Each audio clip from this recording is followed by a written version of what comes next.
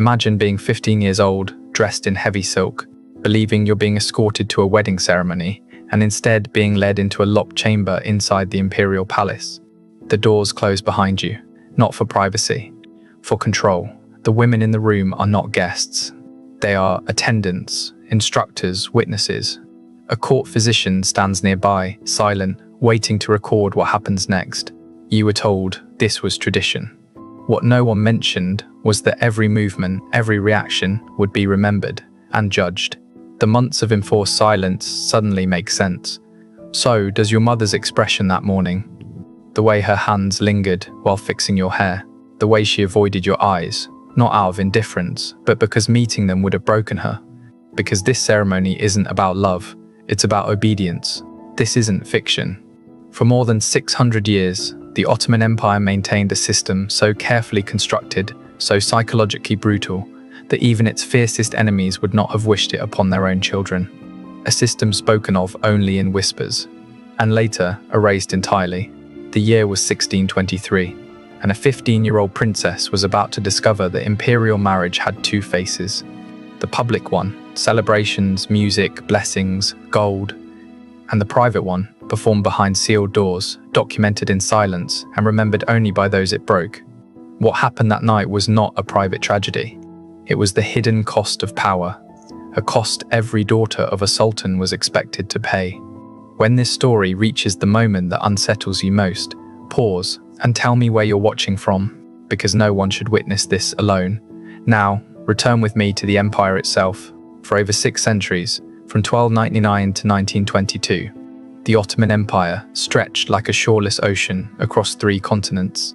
Its armies thundered from the walls of Vienna to the deserts of Yemen. After the fall of Constantinople in 1453, the city was transformed into Istanbul, the beating heart of imperial power, and Topkapi Palace rose as its most dazzling symbol. Within those gilded walls, the fate of nations was decided, but in the shadows, the fate of souls was sealed. Hidden behind lattice windows and endless corridors, the imperial harem formed a parallel world, a sealed universe where more than 800 women lived at the height of its splendor. Every breath was observed, every gesture measured. Advancement and destruction often differed by a single misstep.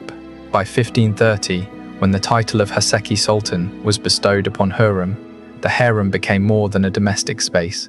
It was a battlefield of alliances, ambition, and silent wars waged without swords. Concubines, most of them Christian captives taken from Europe or purchased in North African markets, entered the palace stripped of their past but clinging to hope.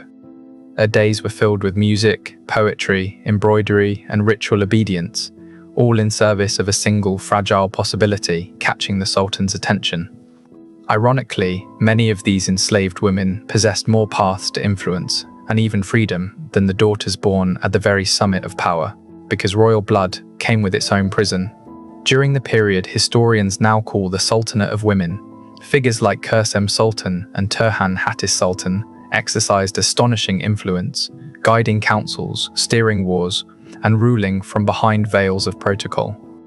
Their authority reshaped the empire itself. But while these women wielded power, the princesses of the dynasty lived under a different fate entirely. They were not rulers, they were guarantees, human clauses in diplomatic agreements, living seals on alliances, pawns placed to secure loyalty, suppress rebellion, or reward obedience among powerful men. And it was into this system that Princess Fatma Sultan was born in 1606. She was the daughter of Sultan Ahmed I and Kursem, a woman capable of ruling an empire from the shadows. Fatma grew up surrounded by gardens, scholars, and manuscripts in Arabic and Persian. Chroniclers praised her intelligence, tutors marveled at her discipline. She studied astronomy, calligraphy, history, and law. By all accounts, she was exceptional. She spoke 4 languages fluently. She debated learned men with confidence.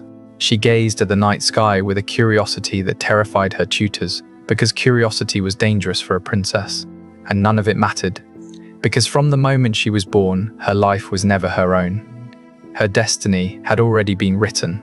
She would be given in marriage, not for love, not for choice, not for happiness, but as a mechanism of power. From the moment of her birth, Fatma Sultan's future had already been written on invisible parchments. She would be married, not when she was ready, not if she wished it, but when the empire required it. Her body would serve diplomacy. Her obedience would seal alliances. And so the decision was made. The man chosen was Kara Mustafa Pasha, a commander hardened by years of war against Persia, nearly 20 years older than her. The union was not born of affection or even familiarity. It was forged through calculation. For him, marriage meant advancement, protection, and proximity to power. For her, still a teenager, it meant becoming a living instrument of state policy, a piece placed on the imperial chessboard. And 3 months before the wedding, the true ordeal began. The process was called Tervil and Mubarak, the so-called sacred education. Reserved exclusively for princesses, it had no equivalent anywhere else in the world. This was not instruction, it was conditioning. A system refined over centuries to strip royal daughters of pride and replace it with unquestioning obedience. The woman assigned to oversee it was Gulnar Hatun, 60 winters old, head of the harem and a veteran of more than a dozen such preparations. She had seen princesses break before. She knew exactly how long it took. Under her unyielding supervision, Fatma was led into the dais, the bride's chamber, a room lined with Persian carpets and dark ebony panels. Nothing inside was decorative. Every object carried meaning. Every angle reminded the girl of her purpose. From dawn until noon, day after day, Fatma was forced to rehearse rituals of reverence. 18 distinct forms of bowing. Each posture served a function: how to greet, how to serve, how to kneel, how to lie down, how to wait in silence for her husband's arrival. Even walking was no longer instinctive. She was drilled in the Urush and the Seche, steps measured to the finger's width, head lowered at precisely 30 degrees, hands never rising above the heart. Every movement erased the memory of who she had been. Every correction pushed her closer to the figure she was expected to become. But movement was only the beginning. Speech became the most merciless discipline of all. Fatma's vocabulary was reduced to just 43 approved words. Expressions of gratitude, apology, submission, acceptance. Nothing else. Any attempt to speak freely, any deviation of tone, any question asked out of turn was punished. Fasting. Isolation in damp rooms of reflection. Public humiliation before the court. Her obedience was not assumed, it was tested. At regular intervals, Fatma was brought before a tribunal of women and eunuchs, presided over by her own mother, Kursem. There, her compliance was evaluated as if it were currency, measured, weighed, and judged. And still, this was not the worst part. Hidden beneath the palace, in underground chambers few ever entered, preparations for the first night began. They were called Talim and Gerdek. Exact replicas of bridal chambers had been constructed below ground. Inside them stood wax mannequins, anatomical figures commissioned from Venetian artisans, crafted with unsettling precision. Before stern instructors, Fatma was forced to rehearse gestures and acts no girl her age should have been made to understand. Every reaction was recorded in coded logs: fear, tears, resistance. Each sign of distress condemned her to more sessions, more repetition, more conditioning.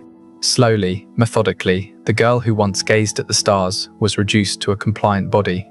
Her curiosity dismantled, her spirit disciplined into silence. She was no longer a daughter of emperors.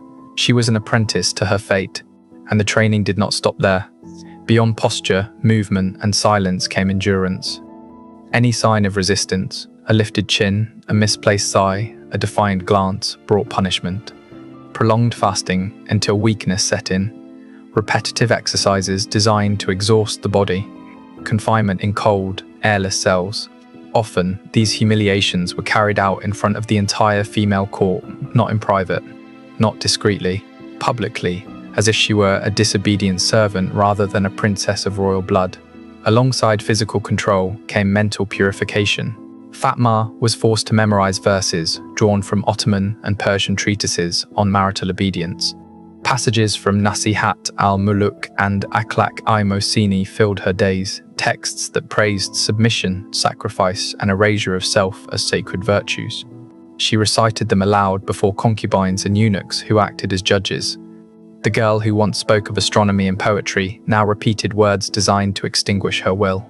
Prayer, too, became a weapon. 5 times a day, at exact hours, Fatma was required to perform specially composed prayers written by the empire's ulema. These were not acts of personal faith. They were instruments of control. Prayers meant to dissolve individuality and redirect devotion entirely toward her future husband. Even her body learned submission through worship. And still, the humiliations continued.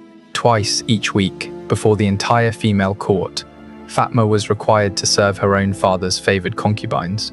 She washed them, combed their hair, fed them by hand, dressed them for their nights with the Sultan. This ritual was deliberate. It was meant to crush the final remnants of pride, to teach the princess that even those who shared her father's bed stood above her. Witnesses later noted that Fatma often broke down in sobs while fastening garments on those women, her hands shaking as the court looked on in silence. 1 week before the wedding, the regimen intensified. Fatma was moved to the Gelin Kirku, the bride's pavilion, an isolated structure sealed from outside sound. There, every detail of her existence was controlled. Her meals were regulated: pomegranates, honey, almonds, goat's milk, Yemeni spices. Her baths were supervised daily, using perfumed oils infused with valerian, poppy, and orange blossom. The elixirs were prepared by alchemists trained in Cordoba and Samarkand. They were designed to calm, to soften, to induce surrender. The walls of the pavilion were draped with tapestries depicting ideal wives, obedient, fertile, silent, promised heavenly rewards for their submission. Venetian mirrors were placed strategically throughout the rooms, forcing Fatma to observe herself constantly, as if her own gaze had become another form of surveillance. By then, she understood the truth. Her body no longer belonged to her. Her voice had been reduced to fragments. Even her thoughts were no longer safe.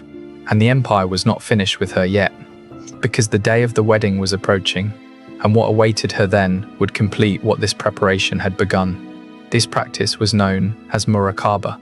In its original form, it was a Sufi mystical exercise, a method of inward reflection meant to discipline the mind.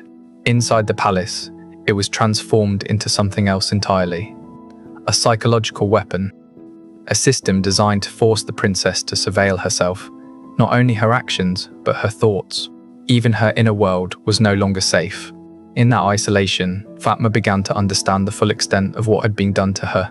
She was no longer the mistress of her own life. Her body had been trained into obedience, her voice reduced to fragments, her thoughts reshaped into reflexes of submission. The preparation had achieved its purpose. The curious, intelligent young girl who once dreamed of the heavens had been methodically erased. And then the day arrived. March 15, 1623. From the first light of dawn, Istanbul pulsed like an overflowing heart, the streets filled with incense and music. Processions wound through the city. In Topkapi Palace, banquets were laid on gold tableware, and guests moved through halls alive with celebration. There were dances from Persia and Andalusia, songs performed by the empire's finest musicians. Janissaries competed before the Sultan, displaying strength and discipline. To the people, it looked like a festival worthy of heaven itself. For Fatma, it was a sentence being carried out. Chroniclers noted that while guests laughed and drank wine, the princess remained silent. Her lips were dry, her gaze unfocused. Palace physicians watched her closely, recording tremors, cold sweats despite the cool March air, an absence of appetite, and sudden episodes of breathlessness.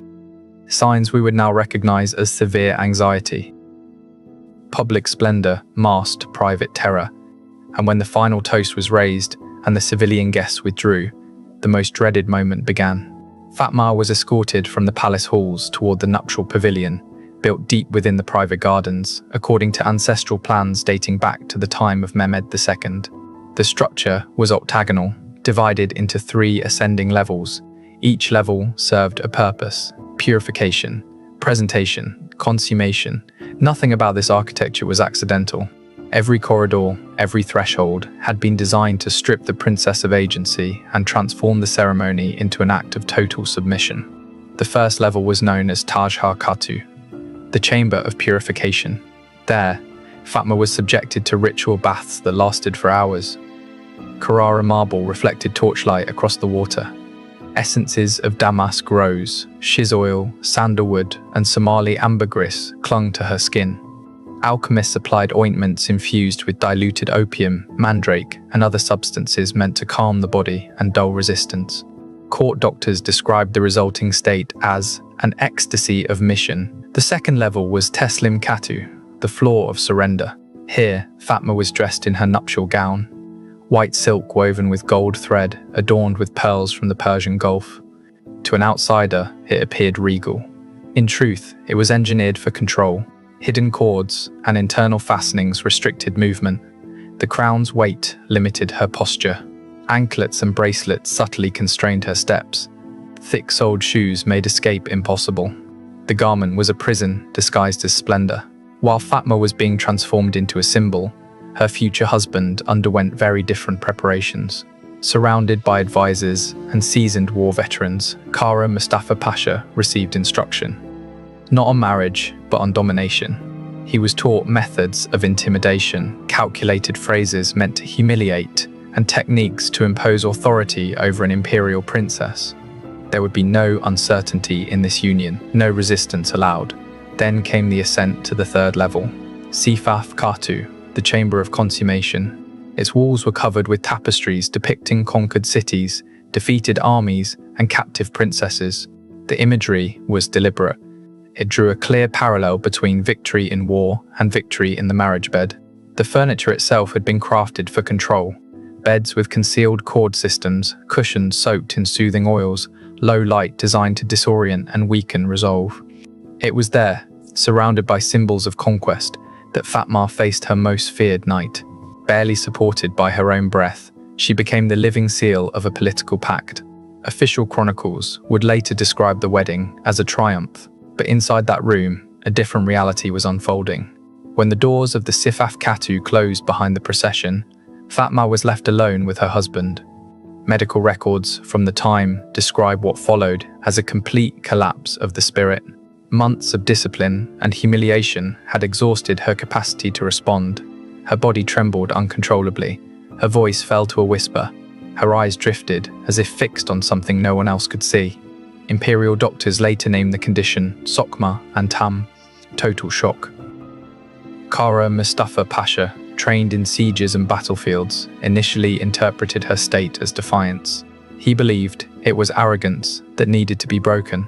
He applied the methods he had been taught: intimidation, controlled force, calculated gestures of dominance. But there was no rebellion to overcome, only emptiness. Fatma was no longer present. Her mind had retreated into deep dissociation, abandoning the body as a final means of survival. When the marriage was eventually consummated, after hours of failed attempts, hidden observers recorded the event as traumatic for all involved. Documents written in Persian code speak of internal hemorrhages, repeated loss of consciousness, and what physicians called ruh sukmek, the departure of the soul. From that night onward, Fatma Sultan was never the same. In the days that followed, even the strictest instructors in the harem were alarmed. The princess developed selective mutism. She spoke only when directly addressed, and then only in whispers. Her appetite vanished entirely, forcing attendants to feed her against her will. The brilliant child who once debated scholars and studied the stars had disappeared, and what came next would ensure she never returned. Episodes of uncontrollable crying began without warning and could last for hours. Worse still, what court chroniclers referred to as the disease of fear soon emerged. The mere presence of a man, even trusted eunuchs, was enough to send the princess into panic. Her breathing became rapid and shallow, her skin drenched in sweat. Sudden fainting spells left attendants scrambling to keep her conscious. Court physicians diagnosed what they called virginal melancholy. According to their medical treatises, this condition was common among imperial princesses after their first wedding night. It was spoken of quietly, almost clinically, as if it were an expected consequence rather than a catastrophe. In modern terms, we would recognize it for what it was: irreversible trauma, a wound to the psyche that no simple remedy could repair. They tried everything they knew: herbal treatments, music therapy, Sufi spiritual exercises meant to restore balance to the soul. None of it worked. Nothing brought back the girl Fatma had been. In her place remained a subdued, obedient presence, physically alive but absent. Her books stayed closed. Her instruments gathered dust. The gardens she once wandered with wonder were abandoned. The daughter of the most powerful sultan on earth had been reduced to a silent figure, a shadow of unrealized potential. Her marriage to Kara Mustafa Pasha became mechanical. There were children. There were formal appearances. There was the outward illusion of stability. But behind closed doors, silence ruled. Distance replaced intimacy. Routine replaced connection. According to later memoirs, the Pasha himself sought escape through military campaigns and opium, attempting to silence the guilt of having played his role in a ritual that destroyed the woman he married. Fatma Sultan lived 29 more years after that night. She became an ornament at ceremonies. An obligated mother, a wife without a voice. Her death came in 1652, officially attributed to a brain fever. It occurred on the anniversary of her wedding. For many within the palace, this was no coincidence. To them, it felt as though the weight of memory had finally closed in on her soul. And Fatma's fate was not an anomaly. It was a pattern. Palace archives recovered centuries later reveal that dozens of Ottoman princesses endured similar destinies. Some were marked permanently by mutism. Others attempted escape through suicide or madness. A few vanished from official records altogether, as if they had never existed. The imperial machine, so meticulous in its protocols, was equally skilled at erasing inconvenient lives. Euphemisms replaced truth. Silence replaced names. Recently translated documents speak of princesses who faked their own deaths to avoid a second marriage, of others who devised secret codes to communicate with sisters trapped in similar circumstances, and of a rare few who, with astonishing courage, petitioned the Sultan directly for divorce, defying a system that appeared unbreakable. These stories, buried for centuries in forbidden archives, reveal something crucial. Even in the deepest darkness, resistance never fully disappeared. The tragedy of Fatma Sultan, and of so many like her, exposes an uncomfortable truth. Absolute power does not always protect those closest to it. Sometimes it consumes them first. While the outside world imagined Ottoman princesses surrounded by luxury and privilege, the reality was an invisible chain, engineered with precision, enforced through ritual, and justified in the name of empire. What we were taught as fairy tales were, in truth, political constructs that devoured the Sultan's own daughters. And that leaves us with a final question. How many other secrets remain hidden inside palace archives across the world? What dark rituals were concealed within European courts, Russian dynasties, or Chinese imperial households? What price did women truly pay to uphold the greatness of empires? If Fatma's story has stayed with you, join us for the next revelations. Subscribe. Share this story with those who deserve to know what history tried to bury. And leave a comment naming the queen or princess whose fate you want uncovered next. Because only by exposing these hidden truths can we finally hear the voices the power works so hard to silence.